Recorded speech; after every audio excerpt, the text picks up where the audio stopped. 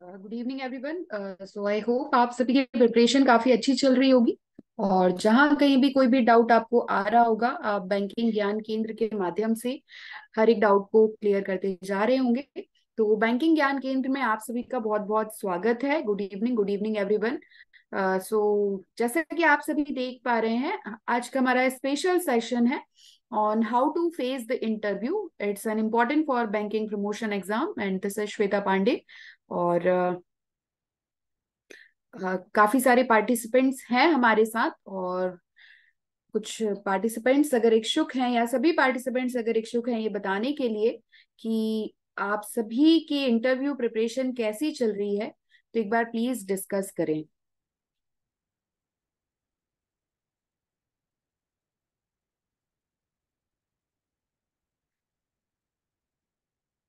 कैसी इंटरव्यू की प्रिपरेशन चल रही है। काफी सारे आप सभी के मॉक इंटरव्यू भी हम कंडक्ट करा रहे हैं, तो कुछ आपको चेंजेस लग रहे हैं कि आंसर किस तरीके से देने हैं।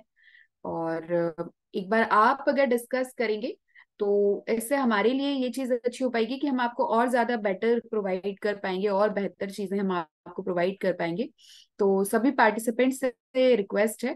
प्रदीप सर कह रहे हैं it's going very well sir, last session mock interview में आपका ओके ओके आपका सेशन रहा है इंटरव्यू का। और भी काफी सारे पार्टिसिपेंट्स हैं। कुछ समझ नहीं आ रहा है कि क्या पढ़ के जाया जाए। ओके। और कुछ क्वेश्चंस पार्टिसिपेंट्स के, वैसे आज का हमारा जो सेशन है इन्हीं सारे क्वेश्चंस पर है, बट स्टिल अगर कुछ इसके में से हो भी जाता है तो मैं अपनी तरफ से आपको काफी सारी चीजें बताने की कोशिश करूंगी। इसलिए सभी पार्टिसिपेंट से रिक्वेस्ट है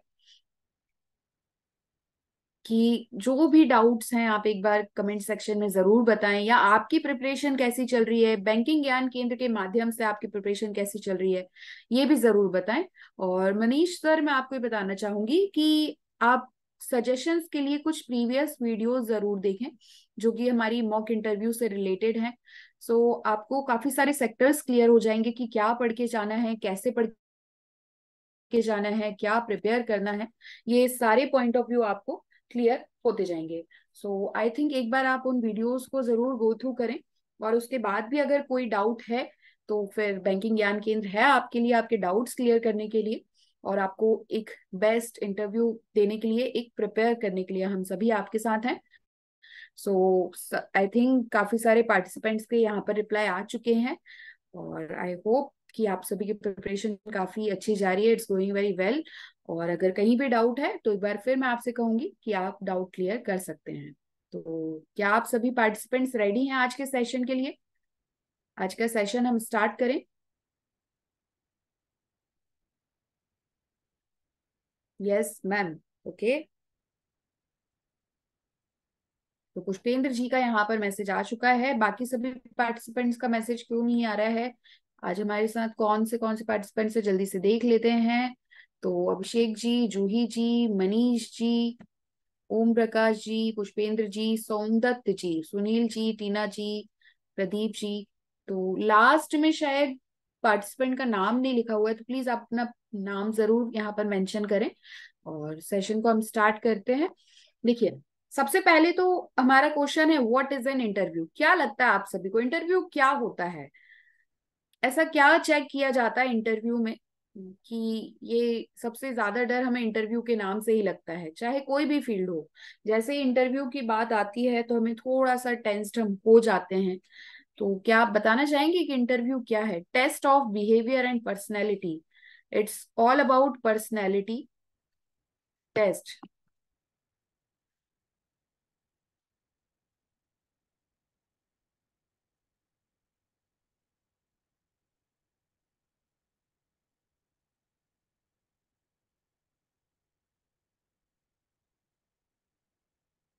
ओके। तो आइए जानते हैं क्या होता है interview, what is interview. Session को स्टार्ट करेंगे हम। तो जो लास्ट और इम्पोर्टेंट, मोस्ट इम्पोर्टेंट स्टेप होती है हायरिंग प्रोसेस की, ये होता है इंटरव्यू। हमने कभी भी किसी भी हायरिंग में ये नहीं सुना होगा how a person reacts in odd situation. Okay. Personality test. तो ऐसा हमने कभी नहीं सुना होगा कि पहले इंटरव्यू होगा उसके बाद आगे के टेस्ट होंगे। हमेशा यही कहा जाता है कि काफी सारे टेस्ट हैं, उसके बाद मतलब लास्ट में इंटरव्यू रहेगा, है ना। तो test of behaviour and confidence, Somdatt ji का आंसर आया है। इंटरव्यू एक ऐसी प्रोसेस है जो आपको और एम्प्लॉयर दोनों को ही अपॉर्चुनिटी प्रोवाइड करती है कि एक दूसरे से आप कम्युनिकेट कर पाए, इंफॉर्मेशन एक्सचेंज कर पाए। ठीक, तो बेसिकली जो भी जिस भी फील्ड में आप जाने वाले हैं, रिलेटेड जॉब आपकी जो रहने वाली है, उस चीज से रिलेटेड कुछ क्वेश्चंस आपसे एक्सपेक्ट किए जाते हैं रिप्लाई, कि हाँ आप इस तरीके से आंसर बताएंगे।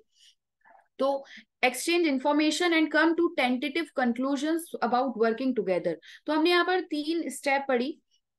एक एम्प्लॉय तो नहीं कहेंगे, अभी तो आप इंटरव्यूअर ही, एक इंटरव्यू ही दे रहे हैं। तो एम्प्लॉयर और आपके बीच में ये एक अपॉर्चुनिटी होती है जहां पे एक दूसरे के साथ आप बैठ के बात करते हैं, इंफॉर्मेशन एक्सचेंज करते हैं, और फिर एक निष्कर्ष पर आते हैं कि वर्क करना है साथ में या नहीं। तो ये है इंटरव्यू। इंटरव्यू की अगर हम बात करें तो ये 2 वे प्रोसेस है। अब 2 वे प्रोसेस कैसे है? तो जो एम्प्लॉयर होंगे वो आपको इवेल्युएट करेंगे, या आपने किस तरीके से इंटरव्यू दिया, आपके आंसर्स किस तरीके से आए, और आप भी एम्प्लॉयर को यहाँ पर इवेल्युएट कर रहे होते हैं। ठीक, there is no one ideal way of facing an interview. आप हमेशा ये चीज ध्यान रखिए कि कभी भी एक आइडियल तरीका नहीं होगा इंटरव्यू को फेस करने का। मतलब यहाँ पर कहने का ये है कि आप किसी को भी कॉपी ना करें, आपका अपना एक स्टाइल होना चाहिए। जैसे कि अगर हम लास्ट मॉक इंटरव्यूज की बात करें तो हमने देखा काफी सारे पार्टिसिपेंट्स ने जनरली बैठ के इंटरव्यू दिया। कुछ पार्टिसिपेंट्स ने सोचा नहीं मेरा अपना कुछ डिफरेंट होगा या यूनिकनेस होगी, या वो प्रॉपर उसी गेटअप में आए कि जिस तरीके से इंटरव्यू दिया जाता है, इस गेटअप में हमने पार्टिसिपेंट्स को देखा। तो यहाँ पे बताया जा रहा है कि कभी भी एक तरीका नहीं होगा इंटरव्यू फेस करने का। मतलब जिस तरीके से आपका एग्जाम होता है तो एक ही आंसर होता है, इसी तरीके से इंटरव्यू नहीं होता है। आपकी अपनी एक स्टाइल होती है। आपको अपने आप को एक पॉजिटिव वे में दिखाना जरूरी है। हमेशा आपके फेस पे एक पॉजिटिवनेस होनी चाहिए। आपके आंसर्स में निगेटिविटी नहीं होनी चाहिए, या ये चीज नहीं झलकनी चाहिए कि नहीं मेरे लिए ये चीज पॉसिबल नहीं है, या मैं इस चीज के लिए कोशिश नहीं कर सकता हूँ या नहीं कर सकती हूँ। जैसे कि आपने हमारे जो विजय सर हैं उनके फेस पर देखा होगा कि हमेशा एक पॉजिटिविटी रहती है।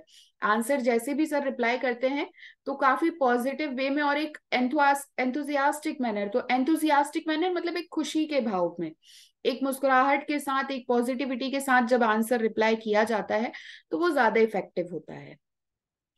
अब बात ये आती है कि पढ़ना क्या है, क्या क्या याद करके जाना है। तो उसके लिए हमें ये जानना जरूरी है कि जो एम्प्लॉयर है वो हमें किस चीज के लिए इवेल्युएट कर रहा है, ऐसी कौन सी चीजें हैं जो हम पे ध्यान देने वाला है एम्प्लॉयर। तो सबसे पहले तो वो आपका एटीट्यूड पर ध्यान देंगे। अब एटीट्यूड का मतलब यहाँ पर ऐसा निगेटिव एटीट्यूड नहीं, पॉजिटिव एटीट्यूड की बात कही जा रही है कि क्वेश्चन को लेकर आपका एटीट्यूड क्या है।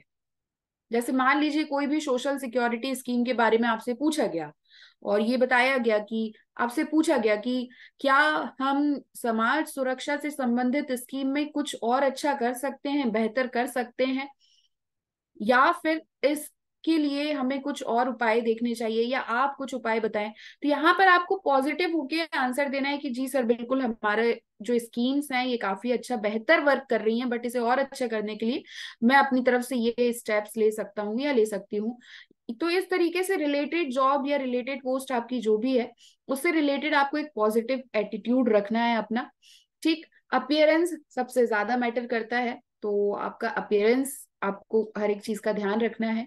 और पर्सनैलिटी जो यहाँ पर लिखा हुआ है, तो पर्सनैलिटी का मतलब ये नहीं है कि आपको एकदम बॉडी बिल्डर टाइप का या एकदम ब्यूटीफुल गॉर्जियस वाली चीज यहाँ पे कही गई है, ऐसा बिल्कुल भी नहीं है। पर्सनैलिटी मतलब एक आपकी पर्सनैलिटी एम्प्लॉय के रूप में कैसी होनी चाहिए, जो आप पोस्ट पर जाने वाले हैं उसके लिए आपकी एक पर्सनैलिटी, अपनी एक पर्सनैलिटी होनी चाहिए। इस चीज को फोकस किया जाता है एम्प्लॉयर के द्वारा। आपके अंदर कॉन्फिडेंस कितना है आंसर को लेकर। ऐसा तो नहीं है कि कहीं आपको आंसर नहीं आ रहा है तो वहां पर आपके फेस पे निगेटिविटी आने लगी या एक तरीके से डर दिखने लगा। तो एक चीज आपको बहुत अच्छे से ध्यान रखनी है कि कोई भी क्वेश्चन आपके सामने आ जाए, आपको कॉन्फिडेंस रखना है। चाहे आप ये कहें कि सॉरी सर मुझे इस क्वेश्चन का आंसर नहीं पता है, या आपको पता हो, दोनों कंडीशन में आपको कॉन्फिडेंट रहना है। ठीक, आपको ये बिल्कुल भी सामने बैठे एम्प्लॉयर को ये रियलाइज नहीं कराना है कि कहीं ना कहीं तक आप लो कॉन्फिडेंट हो रहे हैं, या बहुत लो फील कर रहे हैं, कॉन्फिडेंट इतने नहीं है। ठीक, अपने बारे में पूरा नॉलेज होना चाहिए। जैसे कि कुछ हम बात करें तो आपकी हॉबीज क्या क्या हैं, आप अपने में बताइए।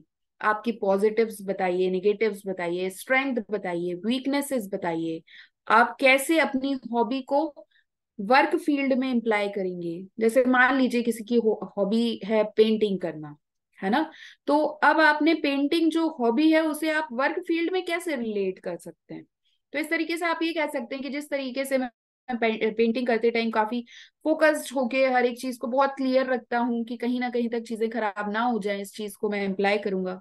अगर टीचिंग जैसी अगर किसी की टीचिंग है हॉबी, तो एक तरीके से आप यहाँ पे डिसिप्लिन की बात कर सकते हैं। तो इस तरीके से आप काफी सारी चीजें अपने बारे में जान के रखें। और जिस कंपनी में आप इंटरव्यू देने जा रहे हैं या जो आपका रिलेटेड बैंक है, तो उसके बारे में आपको पूरा नॉलेज होना चाहिए। एक general knowledge, knowledge about the company, general knowledge आपको पता होना चाहिए। जॉब के लिए सुइटेबिलिटी, क्या यहाँ पर एम्प्लॉयर क्या चेक कर रहा है, पहले तो एम्प्लॉयर ने चेक किया कि आपको अपने बारे में नॉलेज है या नहीं है, आपको कंपनी के बारे में नॉलेज है या नहीं है, आप जॉब के लिए सुइटेबल हो या नहीं हो। ठीक, और क्या आपके अंदर बेसिक एबिलिटी है जॉब करने के लिए। तो ये सारे इवेलुएट करने के लिए पॉइंट्स यूज किए जाते हैं कि आपका एटीट्यूड कैसा है, अपियरेंस कैसा है, पर्सनैलिटी कैसी है, कॉन्फिडेंस कैसा है, अपने बारे में नॉलेज कितना है, आपको कंपनी के बारे में कितना नॉलेज है, सुइटेबिलिटी, आप सुइटेबल हैं जॉब के लिए या नहीं है, बेसिक एबिलिटी है या नहीं है। तो कुछ इस तरीके से क्वेश्चंस पे फोकस किया जाता है, इन्हीं सारी चीजों पे। अब हम पढ़ते हैं टाइप्स ऑफ इंटरव्यूज, कितने तरीके के इंटरव्यूज होते हैं। तो सबसे पहले 1-to-1 interview, then telephonic interview, screening interview, video conference interview, behavioural interview, group panel interview and follow up interview. ठीक, तो काफी इंपॉर्टेंट पॉइंट्स हैं, सभी पार्टिसिपेंट्स लास्ट तक बने रहें। मैं कोशिश करूंगी कि बहुत कम समय में आपको सारी चीजें बता सकूं, तो थोड़ा सा आप भी फोकस कीजिएगा। अब ये हमने सारे टाइप्स देख लिए। जैसे 1-to-1 इंटरव्यू, इंटरेक्ट करेंगे। टेलीफोनिक में क्या होता है, टेलीफोन कॉल पे हम इंटरेक्ट करते हैं। और स्क्रीनिंग इंटरव्यू, बट अगर हम बैंकिंग सेक्टर की बात करें, तो बैंक में बेसिकली हम 1-to-1 इंटरव्यू को फेस करते हैं। क्योंकि टेलीफोनिक इंटरव्यू वगैरह जो है ये एमएनसीज जो हैं, जहाँ पे टेली कॉलिंग और इन सारी चीजों के लिए, बीपीओ वगैरह के लिए रहता है, तो टेलीफोनिक इंटरव्यू होता है। स्क्रीनिंग इंटरव्यू भी काफी जगह हम देखते हैं, बट बेसिकली बैंक में हम सिर्फ 1-to-1 इंटरव्यू फेस करते हैं। ठीक, अब हम बात करते हैं इंटरव्यू प्रिपरेशन की, कि किस तरीके से इंटरव्यू प्रिपरेशन की जाए। तो सबसे पहले हमें ये बताना है, मतलब एक तरीके से ये चीज ध्यान रखना है। आप ये इमेज देख पा रहे हैं, तो यहाँ पे आप बताइए जरा कमेंट सेक्शन में कि ये इमेज देख के क्या समझ पा रहे हैं आप।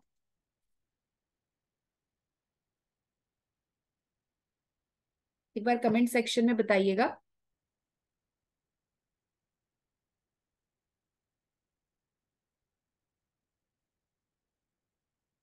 और टेक्नोलॉजी को देखते हुए अ, आज के टाइम में हमने ये भी देखा है कि वीडियो कॉन्फ्रेंसिंग इंटरव्यू भी कंडक्ट कराए जाते हैं।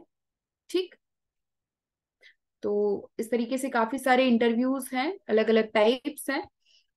यहाँ पे बताया गया है, failing to prepare is preparing to fail. अगर आपने प्रिपेयर नहीं किया है अच्छे से, आप इन कॉन्सेप्ट्स को ध्यान नहीं रख रहे हैं कि किस बेसिस पर हमको इवेल्युएट किया जाएगा, और अगर आप फेल होते हैं प्रिपेयर करने में, तो इसका मतलब ये है कि आप प्रिपेयर्ड हो रहे हैं फेल होने के लिए। तो आपको ऐसा बिल्कुल भी नहीं करना है। आपको बैंकिंग ज्ञान केंद्र के थ्रू मॉक इंटरव्यूज सारे आप कोशिश करें कि भले आप इंटरव्यू ना भी दें, तो भी आप ये कोशिश करें कि आप सुने, एटलीस्ट ज्वाइन करें सेशन को। अपने ऊपर वर्क करें, और रिलेटेड जॉब, रिलेटेड कंपनी, इन सभी चीजों के बारे में आप नॉलेज गेन करते रहें। ठीक। Preparation in the days before the interview. ठीक। तो यहाँ पे प्रिपरेशन की बात कही जा रही है। सबसे पहले आप कंपनी की वेबसाइट पर जाएं और कंपनी को एक तरीके से रिसर्च करें। प्रोडक्ट लाइंस क्या क्या हैं, कंपनी के कॉम्पिटिटर्स कौन से हैं, ये आप सबसे पहले ध्यान रखिए। ठीक। और एक तरीके से नेक्स्ट पॉइंट ये है, get permission from your references to use their names. मतलब यहाँ पर ये दिया गया है कि एक तरीके से आप परमिशन इस चीज की रखें अपने रेफरेंसेस के थ्रू, कि ये सारे नेम्स आप यूज कर सकें। आंसर्स आप, मतलब मोस्ट कॉमन इंटरव्यू क्वेश्चंस के आंसर आपको पता होना चाहिए। फिर वही बात आती है कि जिस तरीके से ऑब्जेक्टिव क्वेश्चंस में 70% क्वेश्चंस के आंसर सभी को आ रहे हैं, और अगर आपको नहीं आ रहे हैं तो मतलब आप एग्जाम से बाहर हैं।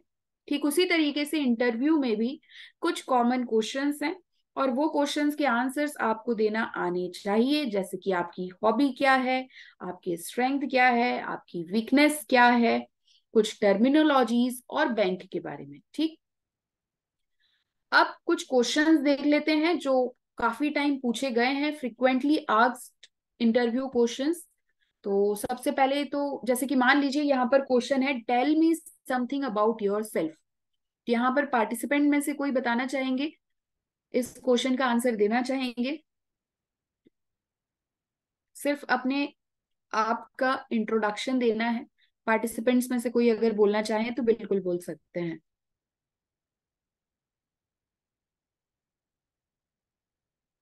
या फिर आप ऐसा करें कि इन क्वेश्चंस का जी जी सर। Yes ma'am. जी सर। जी सर।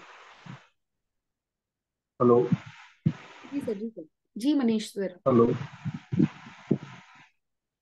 हाँ मैम, इस क्वेश्चन का आंसर दे सकते हैं क्या?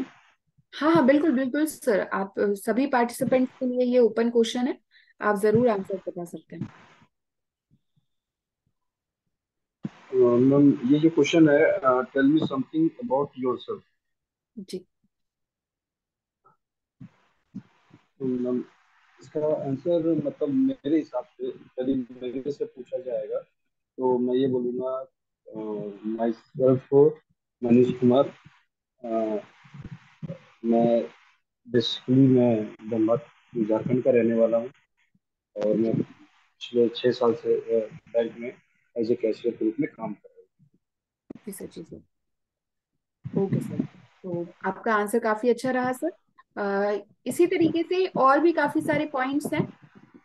जिस तरीके से सबसे पहले आप अपने बारे में बताइए, आप कहाँ से हैं, आप बेसिकली अभी प्रेजेंट में कहाँ जॉब कर रहे हैं। इस तरीके से काफी सारे पॉइंट्स हैं, और कोशिश करिए कि आप ये सारे पॉइंट्स को इंग्लिश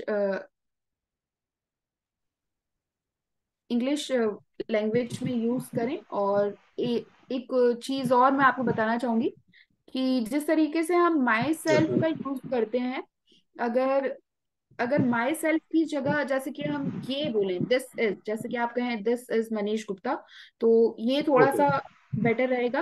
और ओके। बाकी ठीक है सर, कॉमन है, माई सेल्फ भी यूज कर सकते हैं, बट अभी आज के टाइम में थोड़ा सा इम्प्रेसिव है ये, बट कि दिस इज अगर हम यूज करें।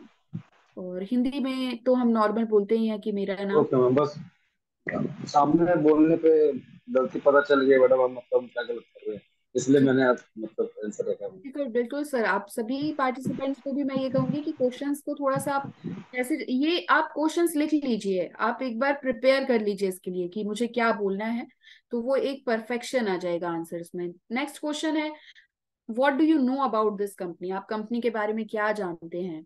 Y do you want to work for this company, इस कंपनी के लिए आप वर्क क्यों करना चाहते हैं। अच्छा, मैं आपको अगर आंसर बता भी देती हूँ, तो क्या होता है कि इंटरव्यू में कुछ क्वेश्चन के आंसर अगर हमको समझ आ गए या हमें किसी ने बता दिया, तो फिर हमारा माइंड क्या है, फिर उस क्वेश्चन उस आंसर पर फोकस करने लगता है, और हम बाकी की चीजें नहीं समझ पाते हैं। तो आप एक बार इन क्वेश्चंस पे वर्क करिए, और कोई सेशन जब भी, अभी नेक्स्ट सेशन हमारा रहेगा, तो हम आप सभी पार्टिसिपेंट से आंसर एक्सपेक्ट करेंगे कि आप सभी पार्टिसिपेंट्स आंसर जरूर बताएं। या आप ऐसा भी कर सकते हैं कि जो आपका ग्रुप है उस पे आप शेयर करें ये सारे क्वेश्चंस के आंसर्स थोड़े बहुत, कि आप किस तरीके से आंसर लिख सकते हैं, तो कुछ भी थोड़ा सा इंटरेक्टिव हो जाए ताकि आप लोगों को काफी अच्छे से इवेल्युएशन कर सकें। ठीक। अब नेक्स्ट क्वेश्चन है, आपकी स्ट्रेंथ क्या है, वीकनेसेस क्या है, आने वाले 5 सालों में आप अपने आप को कहाँ देखते हैं।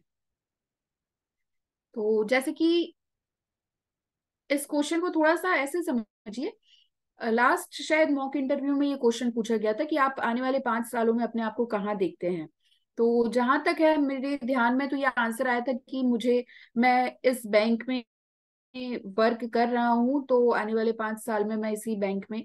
तो इसको थोड़ा सा ऐसे समझिए कि आप अपनी प्रोग्रेस कैसे देख रहे हैं। थोड़ा सा मोल्ड करिए आंसर को, थोड़ा सा कोशिश करिए कि आंसर आपका ऐसा हो कि आप वर्क फील्ड ना बताएं कि आने वाले 5 साल में मैं वर्क फील्ड, जैसे मान लीजिए अभी जिस पोस्ट पे हैं, तो आप ये कहिए कि आने वाले 5 साल में मैं अपने आप को इस पोस्ट पर देखना चाहता हूँ या देखना चाहती हूँ, और मैं उसके लिए ये वर्क कर रही हूँ या कर रहा हूँ। तो इस तरीके से रिप्लाई देंगे तो थोड़ा सा और पॉजिटिविटी आ जाती है। तो दोनों पॉइंट्स यूज करिए कि अभी तो मैं फिलहाल इसमें वर्क कर रहा हूँ और इसी फील्ड में मैं आने वाले टाइम में अपने आप को यहाँ देखना चाहता हूँ या चाहती हूँ। ठीक। नेक्स्ट क्वेश्चन है, what has been your most significant achievement, आपकी सबसे सिग्निफिकेंट अचीवमेंट क्या है। इसमें आप बहुत जनरल रहिएगा, जरूरी नहीं है कि एकदम आप बैंक को ही फोकस करें। आपको जो भी लगता है कि आपने क्या अचीव किया है इम्पोर्टेंट, वो आप जरूर बताने की कोशिश करें। एकदम इस तरीके से बात करें कि आप अपने बारे में बता रहे हैं, आप अपना एक अच्छा इम्पैक्ट यहाँ पर डाल रहे हैं। ठीक। आपकी सैलरी एक्सपेक्टेशंस क्या हैं। तो सैलरी एक्सपेक्टेशंस तो आप सभी काफी बेहतर तरीके से आंसर बता सकते हैं। क्या आप रीलोकेट होना चाहते हैं। आपकी ग्रेटेस्ट क्राइसिस क्या रहे, मतलब आपने सबसे बड़ी प्रॉब्लम क्या देखी और उसको आपने कैसे सॉल्व किया। और हाउ हैज हाँ, how has college prepared you for this career, और आपने जो भी कॉलेज में आपने जॉब किया है, पढ़ाई की है, तो उससे उसने आपको किस तरीके से प्रिपेयर किया है। तो इन तरीके ये सारे क्वेश्चंस हैं जिन्हें आप फोकस करिए। What was the last book you read, ये क्वेश्चन पूछा जाता है। आप क्या सोचते हैं कि हम आपको इस जॉब के लिए हायर करें तो क्यों करें। आपके ऊपर कौन से व्यक्ति का सबसे ज्यादा इन्फ्लुएंस है या प्रभाव है। तो ये आपके लिए, आपके जो भी व्यक्ति, आप उसके बारे में बताएं, खुल के बताएं। अगर आप इंटरव्यू में एक तरीके से चीजों को बनावटी रूप देंगे तो कहीं ना कहीं तक इंटरव्यूअर भी समझ जाएगा कि आपने क्वेश्चन का आंसर बना के दिया हुआ है। तो बहुत जनरल रहें, जो रियलिटी है, जो ट्रुथ है। ऐसा नहीं है, कहीं कहीं एक्सेप्शन भी है, कुछ अपवाद भी हैं जहां पर थोड़ा सा बनावटी होना पड़ता है। बट कुछ क्वेश्चंस को आप जो अंदर एक तरीके से सोच रहे हैं, आप अपने माइंड में जो सोच रहे हैं, अगर वो आंसर देंगे तो वो ज्यादा फेयर आंसर लगता है। What have you done that shows initiative, आपने ऐसा क्या किया कि जो दिखाता है कि आपने शुरुआत की है। आप एक सिचुएशन, आपको कोई भी सिचुएशन देख सकते हैं कि कोई इरिटेटेड कस्टमर है, उसको आप कैसे हैंडल करेंगे, आपको मोटिवेट क्या करता है, कैसे आप प्रेशर के अंतर्गत आके वर्क करेंगे, क्या आपको ज्यादा टाइम के लिए अगर रखा जाता है कभी कभार तो क्या आप रेडी हैं, और आपने अपनी लास्ट जॉब क्यों लीव की, या अगर आप लीव करने वाले हैं तो क्यों लीव करना चाहते हैं। ठीक। अब कुछ और प्रिपरेशन हम देख लेते हैं। तो आपको टाइम, डेट, लोकेशन पता होना चाहिए। ये आप कंफर्म कर लें कि आप कैसे लोकेशन तक जाएंगे, और क्योंकि आपको वहां पे टाइम से पहले पहुंचना पड़ेगा। आप क्या पहन के जाने वाले हैं। कुछ इंटरव्यूज मैंने देखे हैं, बैंक के तो नहीं बट अदर इंटरव्यूज में भी मैंने देखा है कि क्या पहनने वाले हैं ये पहले से डिसाइडेड रहता है।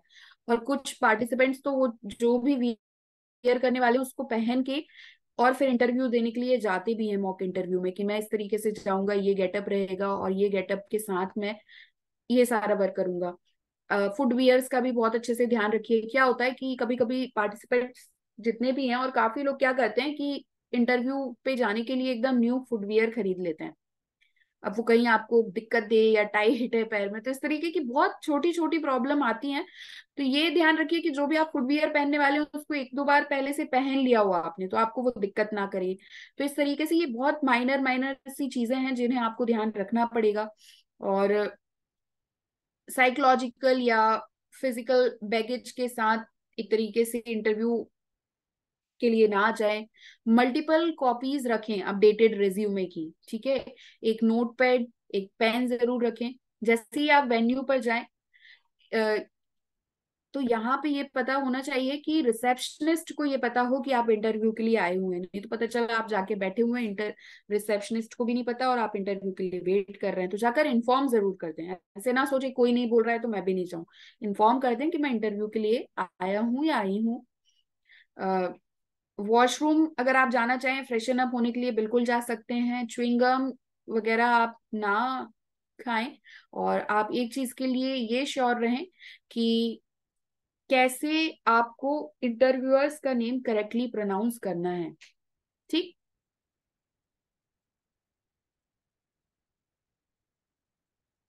अब आते हैं हम द इंटरव्यू पर। तो यहाँ पे प्रेजेंटेशन एंड बॉडी लैंग्वेज सबसे ज्यादा मैटर करती है। वेल ग्रूम्ड और क्लीन रहें आप। तो आप अपने हेयर्स वगैरह थोड़ा सा ध्यान रखिए कि काफी अच्छे से मतलब प्रॉपर है और एकदम क्लीन रहें। काम एंड कॉन्फिडेंट रहें, रिलैक्स रहें। ऐसा बिल्कुल भी मत सोचिए कि इंटरव्यू देने के लिए आए हैं। जैसे लास्ट मॉक इंटरव्यू काफी सारे पार्टिसिपेंट्स ने दिया होगा, तो उन्हें इसलिए डर नहीं लगा होगा क्योंकि उन्हें लग रहा होगा ये तो मॉक इंटरव्यू है। तो ठीक उसी तरीके से आप वहां भी ये सोचेंगे तो आप बिल्कुल भी मतलब प्रेशर में नहीं आएंगे। एक स्माइल रखें अपने फेस पे, एक फर्म हैंडशेक करें, कंफर्टेबली बैठें। आप दोनों ही फीट आपके फ्लोर पे रहें, ये ध्यान रखें। और थोड़े से मतलब लीन हो इंटरव्यूअर के टाइम। नर्वस ना रखें, मतलब एक नर्वस ना रहें जैसे कि आप कभी अपने हेयर या हैंड्स ऐसे करके वर्क करते रहते हैं ना, इस तरीके से ऐसे ना करें बिल्कुल भी। कोई भी डिफेंसिव बैरियर ना रखें, जैसे कि ब्रीफ केस आपके घुटनों के पास आपने नी के पास रख लिया, तो ये काम ना करें। बहुत रिलैक्स रहें। नेचुरल आई कांटेक्ट रखें इंटरव्यूअर के साथ। कोशिश करिएगा इंटरव्यूअर कुछ भी पूछे, आपको नहीं पता है तो भी आई कांटेक्ट जरूर रखें, क्योंकि आई कांटेक्ट सबसे ज्यादा मैटर करता है। और अगर एक से ज्यादा इंटरव्यूअर हैं, तो जो भी पर्सन आपसे बात कर रहा है आप उस टाइम पे उसी व्यक्ति के सामने देखें। और जैसे जैसे आप बात बात करते जाएं, आप एक एक बार थोड़ा सा मतलब शिफ्ट होते जाएं, फेस को शिफ्ट करते जाएं जैसे जैसे बात करते जाएं सभी से। और गेस्टिक्यूलेट ना करें आप मोर देन नीडेड। तो यहाँ पे क्या आप सभी को पता है इस वर्ड का मतलब क्या होता है? एक एक बार कमेंट सेक्शन में बताइए।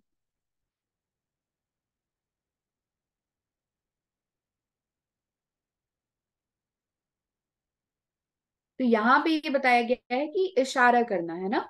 तो इशारे करने की कोशिश मत करिए बिल्कुल भी, मोर देन नीडेड, जितनी जरूरत है उतना ही, अदरवाइज उससे ज्यादा आप ऐसे नाटक करने की कोशिश ना करें कि नहीं मैं तो बताने की कोशिश ही करूंगा, ये आंसर तो मैं जरूर दूंगा। बिल्कुल भी ऐसा ना करें। मतलब जनरल है, आपको पता है बता दीजिए, नहीं पता है बिल्कुल आप वहां पे बोल सकते हैं कि सर मुझे नहीं पता है, मैं आगे जाके जब मुझे ट्रेनिंग प्रोवाइड की जाएगी रिगार्डिंग दी पोस्ट तो मैं उसमें सीखने की कोशिश करूंगा। इस तरीके से आंसर दीजिए, बहुत जनरल होके आप आंसर दीजिए। और अपनी सीट पे जो आप बैठे हुए हैं, तो क्या होता है जब हम नर्वस होते हैं ना, तो काफी सारी चीजें हम ऐसी करते हैं जो हमें पता ही नहीं है कि हम ऐसा भी कर सकते हैं क्या। तो एक कुलबुलाहट टाइप की होती है, हम बैठ के हिलते रहते हैं या एकदम अकड़ से के बैठ जाते हैं, ऐसा बिल्कुल भी ना करें। और आपको जो भी इंटरव्यूअर बता रहे हैं, मान लीजिए आपको आंसर नहीं पता है, अब इंटरव्यूअर आपको बता रहे हैं, तो ऐसे नोडिंग टाइप का करते रहिए कि एक नॉइजेस बनाते रहिए, हाँ, तो जी, तो इस तरीके से उन्हें ये पता रहेगा कि आप उन्हें प्रॉपरली सुन रहे हैं। और इसके अलावा एक चीज यही मैं आपसे कहूंगी कि बी योर सेल्फ, आप जो हैं वही रहिए, आप बनने की कोशिश बिल्कुल भी मत करिए।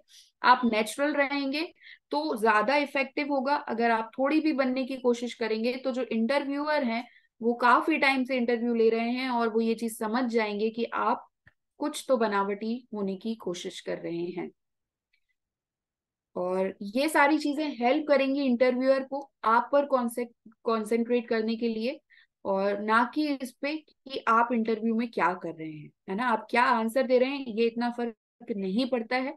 लेकिन आप अपने तरह रहें, ये ज्यादा इफेक्टिव होता है। आंसरिंग इंटरव्यू क्वेश्चंस में हम देखते हैं, क्वेश्चन को बहुत ध्यान से सुने। जो भी क्वेश्चन आपसे पूछा जा रहा है आप ध्यान से सुने, अगर आपको नहीं समझ में आया है तो आप ये ना सोचे कि मैं एक बार फिर से पूछूं या नहीं पूछूं। आप एक बार बोल सकते हैं, sir please pardon, will you please pardon. एक बार फिर से आप क्वेश्चन रिपीट करेंगे।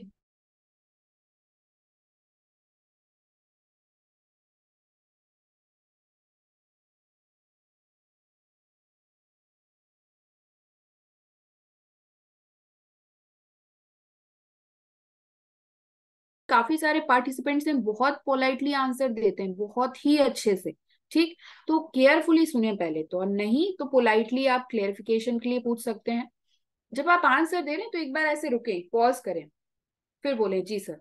तो इस तरीके से आप आंसर करें, और आपका रिस्पॉन्स अच्छा हो, ताकि ये समझ में आ जाए कि जैसे आपसे सोशल सिक्योरिटी स्कीम के बारे में पूछा। अब अगर आपको याद है और आपने तुरंत बोलना शुरू कर दिया, तो इंटरव्यूअर को समझ आ जाएगा कि आपने एक तरीके से रटा हुआ आंसर। तो थोड़ा रुके, ताकि इंटरव्यूअर को ये लगे कि हाँ आप सोच रहे हैं उसके बारे में कुछ सेकंड के लिए, और फिर आप आंसर करें। हमेशा पॉजिटिव इंफॉर्मेशन दें। मैम अगर कोई क्वेश्चन का आंसर डाउट में हो तो देना सही रहेगा। सर अगर डाउट में हो तो आप ऐसा कह सकते हैं कि सर जहां तक मेरी इंफॉर्मेशन में है मैं क्लियर नहीं हूं, बट स्टिल अप्रोक्स ये टाइम, या लगभग ऐसा होता है। बट एकदम आप अगर 90% श्योर नहीं है आंसर को लेके, तो बिल्कुल आंसर नहीं दें आप वहां पे। ठीक, और हमेशा पॉजिटिव इंफॉर्मेशन दें, एंथुसियास्टिक रहें। आप कितने भी आपको निगेटिविटी पता हो, इंफॉर्मेशन हो, लेकिन आप पॉजिटिव आंसर ही दें। डायरेक्टली पॉइंट पर आए हम। जैसे मान लीजिए एक क्वेश्चन मैं आपको जनरल बताना चाहूंगी, कि जैसे पूछा गया कि इंडिया पाकिस्तान, मतलब यहाँ तो नहीं पूछा जाएगा बट एक जनरल, जैसे इंडिया पाकिस्तान के लिए क्वेश्चन आया। अब कुछ व्यक्ति तो ये कहेंगे नहीं, इंडिया पाकिस्तान के रिलेशंस अच्छे होने चाहिए, उसके लिए हमें ये सारे वर्क करने चाहिए। और कुछ एकदम कह देंगे नहीं, वो तो हमारा दुश्मन है, उसके लिए हमें कुछ नहीं करना चाहिए, या हमें कोई भी इनिशिएटिव नहीं करना चाहिए। तो आप समझ पा रहे हैं, एक पॉजिटिविटी की तरफ है, एक निगेटिविटी की तरफ है। भले ही निगेटिविटी यहाँ पर 100% ठीक है, कि दुश्मन है तो है, बट स्टिल हमें वहां पे निगेटिविटी नहीं दिखानी है ना। हम हर चीज को लेके पॉजिटिव हैं, पॉजिटिव इंफॉर्मेशन दे रहे हैं, हमेशा ये कोशिश करिए। डायरेक्टली पॉइंट पर आके बात करें, ज्यादा घुमा फिरा के बात नहीं करें, क्योंकि ऐसा होता है जब हमें क्वेश्चन का आंसर नहीं पता होता या हम सोच रहे होते तो हम बातें घुमाने लगते हैं, ऐसा ना करें। सिर्फ वही तथ्यों की बात करें, फैक्ट्स की बात करें जो कि आप रिस्पॉन्ड करना चाहते हैं क्वेश्चन से लेकर टू द क्वेश्चन। जैसे सोशल सिक्योरिटी स्कीम में कोई रेट ऑफ इंटरेस्ट पूछ लिया तो डायरेक्ट वही बताएं। ये ना बताने लगे कि सोशल सिक्योरिटी स्कीम ये होती है, इसमें ये होता है और इसमें रेट ऑफ इंटरेस्ट ये है, ऐसा नहीं। With in a short time answer दें। ऐसे आंसर बिल्कुल भी ना दें जो आपके लिए डिफिकल्टीज क्रिएट कर सकते हैं। ठीक, और ट्रूथफुल रहें, अनसॉलिसिटेड इंफॉर्मेशन ना दें, और एक तरीके से फोकस और रीफोकस अटेंशन रखें अपने सक्सेस पर। और लो बिल्कुल भी फील ना करें बिकॉज ऑफ सम फेलियर्स, की पहले इंटरव्यू में ऐसा हुआ था तो अभी ऐसा हो सकता है, ऐसा बिल्कुल भी ना सोचें। शुरुआत नहीं है। और कभी भी ये चीज के लिए ना हिचकिचाएं कि नहीं सर मुझे नहीं पता है। जैसे कि मैंने आपको बताया, अगर नहीं पता है तो बिल्कुल आप बोल सकते हैं। हाइपोथेटिकल सिचुएशन क्वेश्चंस के लिए आप प्रिपेयर्ड रहें, इन पे टाइम लें। अनएक्सपेक्टेड क्वेश्चंस के लिए भी प्रिपेयर्ड रहें। ये इसलिए बताए, इसलिए पूछे जाते हैं कुछ क्वेश्चंस जो आपको, उन्हें ये पता है, इंटरव्यूअर को पता है कि आप इसका आंसर नहीं दे पाएंगे। वो बस ये देख रहे हैं कि अगर हमने आपसे ये क्वेश्चन पूछा तो आपने कैसे रिएक्ट किया। ठीक, सारे क्वेश्चंस को ऐसे समझिए कि गुड रीजन के लिए होने चाहिए, और उसी के अकॉर्डिंग एंड आंसर अकॉर्डिंगली। अगर आप क्वेश्चन पूछ रहे हैं तो बहुत ब्रीफिंग में पूछें, क्योंकि आपका इंटरव्यू हो रहा है। ठीक, and do not bad mouth old employers if previously employed. ठीक, तो यहाँ पे एक तरीके से ये बताया गया है कि, एक सेकेंड,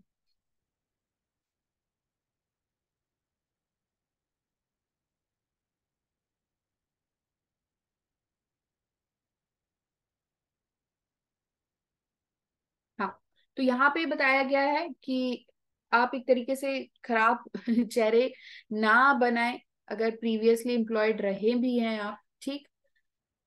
अब बात ये आती है कि इंटरव्यूअर किस चीज को लेके कंसर्न है इंटरव्यू लेते टाइम। तो वही सारी चीजें हैं कि क्या आपके अंदर एबिलिटी है, कैसे आप पीपल से रिलेट करेंगे, किस तरीके के आप व्यक्ति हैं, क्या आप एक लीडर हैं या फॉलोअर हैं, क्या आपके अंदर वो स्ट्रेंथ हैं जो हमें जरूरी है। तो स्ट्रेंथ आप वही बताएं जो बैंक के पर्पज से भी इंपॉर्टेंट हो, ठीक है। किस एरिया में आप वीक हैं, कैसे ये सारी चीजें आपकी परफॉर्मेंस, जॉब परफॉर्मेंस पे अफेक्ट करेंगी।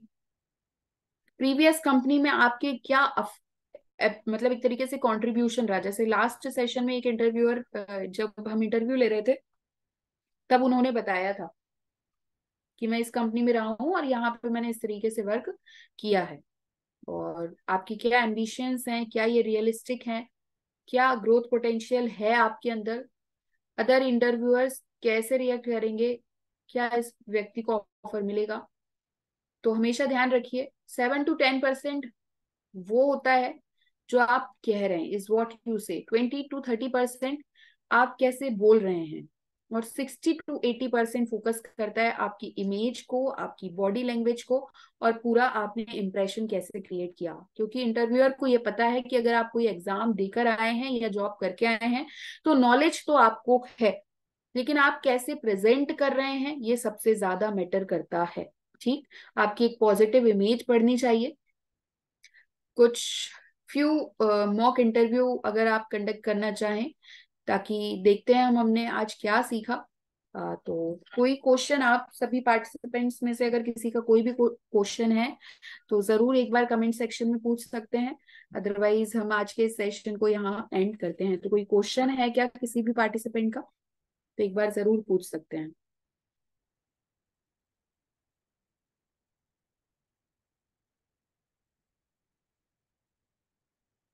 कोई भी क्वेश्चन हो, या फिर क्या आप कुछ अपनी तरफ से कुछ बताना चाह रहे हैं तो आप ये भी बता सकते हैं कि मैं ये क्वेश्चन पूछना चाह रहा हूँ।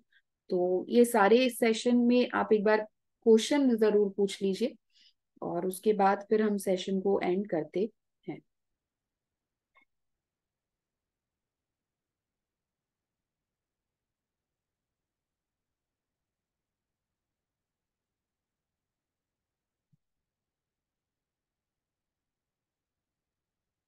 सो आई होप टाइम भी हो चुका है और काफी सारे पार्टिसिपेंट सोच रहे हैं कि सेशन एंड कर दिया जाए।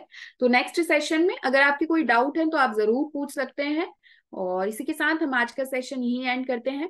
Thank you everyone for being in the session. आज का हमारा शुभ विचार है, मेहनत सीढ़ियों की तरह होती है और भाग्य लिफ्ट की तरह। लिफ्ट तो किसी भी समय बंद हो सकती है, पर सीढ़ियां हमेशा ऊंचाई की ओर ही ले जाती हैं। सो आप सभी का बहुत बहुत धन्यवाद। शुभ रात्रि, मिलते हैं नेक्स्ट सेशन में। Thank you everyone.